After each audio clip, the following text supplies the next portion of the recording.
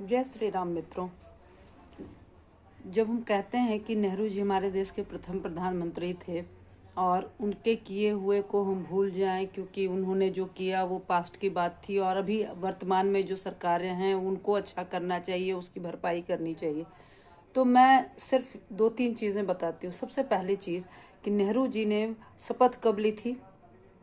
उन्होंने 15 अगस्त 1947 को शपथ नहीं ली थी।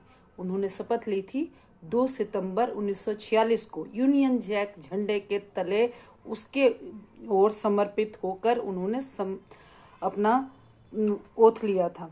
और उस समय सेना के तीनों टुकड़ियों के जो हेड थे वो अंग्रेज थे और लॉर्ड वेबल उसमें वाइसरॉय थे। माउंटबेटन तो थे ही थे और उनके साथ उनकी क्या साठगांठ थी राजनीति के अलावा ये कहने की ज़रूरत नहीं है। इन्हीं की सरकार जो इंतरिम सरकार बनी थी उसी के अंतर्गत लॉ पास हुआ था, एक्ट बना था, इंडिया पार्टीशन एक्ट 14 जून 1947 को। क्या इन्होंने रोका था? उस समय गांधी जी जीवित थे।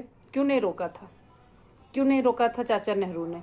और उस त्रासदी में वो मानव समाज की सबसे बड़ी काली त्रासदी है जिसमें धर्म के नाम पर एक देश का विभाजन हुआ है। धर्म के लिए देश बना था, देश के लिए धर्म नहीं बना था। ये कितनी बड़ी त्रासदी थी, उसको नहीं रोका। जब तिब्बत पर चाइना ने हमला किया था तो चाइना भारत से मदद मांग रहा था। चाइना की मदद की उन्होंने तिब्बत के बजाय, उसको चावल पहुंचाया, उसको उन्होंने पेट्रोल दी ताकि वो तिब्बत को अपने कब्जे में कर सके। उन्होंने अरुणाचल पर हमला होने दिया, उन्होंने असम पर हमला होने दिया, कबायली हमले हुए जम्मू कश्मीर में। जम्मू कश्मीर को ऐसा उन्होंने बना दिया कि आज तक वो गुत्थी सुलझते नहीं सुलझ पा रही है। इन सब चीज़ों के लिए, इन सब जो गलत कूटनीति उनकी थी निजी स्वार्थ से प्रेरित होकर, उसका परिणाम लाखों परिवारों ने भुगता है और कितने भुगतेंगे पता नहीं, कितने निर्दोष मारे गए हैं उसका कोई पता नहीं है।